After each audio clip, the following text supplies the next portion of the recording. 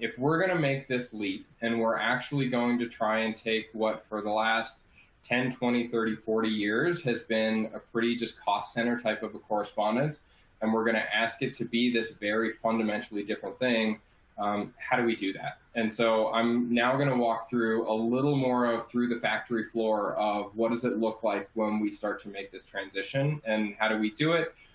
My hope with this is that it gets the conversations going in all of your team meetings as you sort of take the information from this back and start to just ask the critical questions of, could we be doing a little more of X or should we investigate Y?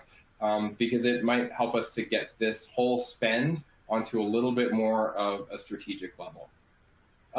So, again, we're saying this not from the standpoint of this is our theory that we think all of you should do. When we talk about the health plans that we're working with and the over 100 million communications, we are live and doing this now. This has become fundamental to how Clarity operates and is charting the new direction forward. If we're in our internal Clarity meetings, we're saying thing of the past is only getting things out on time and at high quality.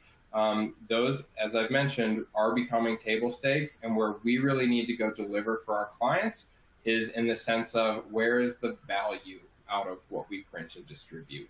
So we'll show you examples of where we've done this in market and a couple of case studies in a bit. But just, again, wanted to make sure that this is coming from the stance of we're living and breathing this every day.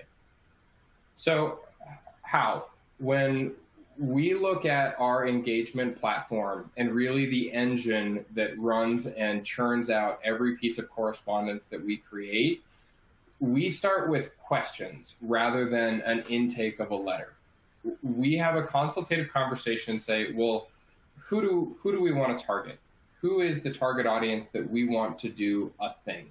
And that could be any one of your commercial members. That could be an MA member. That could be duals. Doesn't matter the line of business. But let's understand who that person is. And then let's understand what is it that we want them to do. So this is really where I mentioned earlier in our presentation, there may be some clinical quality folks on the line.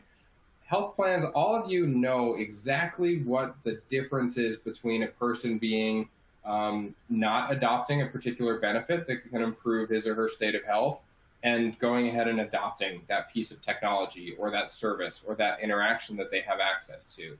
The marriage of those two things is what we really want to focus on. Then, buzzword of all buzzwords for 2022, how are you using predictive analytics? The way that I think correspondence vendors should be doing this is saying, who is most likely to do something?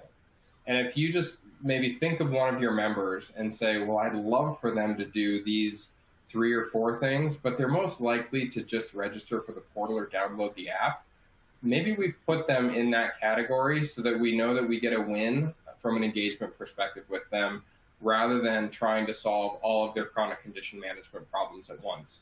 So predicting what someone is likely to do has become a really key ingredient in how to reach people. And then just talking to them in a way that I think appeals to their senses and the behavioral science techniques associated with consumer behavior. We'll talk actually in some good depth about this and some of the examples we see, but it can't just be we got in a room, we put the words on the page that our bosses told us to put on the page and then sent it. The behavioral science and the presentation of that exact same information can have a huge bearing on if somebody does something about it or if it just lands flat. So including all of those things is really important. And all of that sort of blends together into, ultimately, something does arrive in that person's mailbox.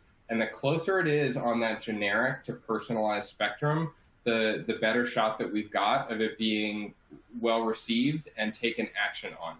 And finally, which I've mentioned at the outset, we've got to measure this. Otherwise, what are we doing?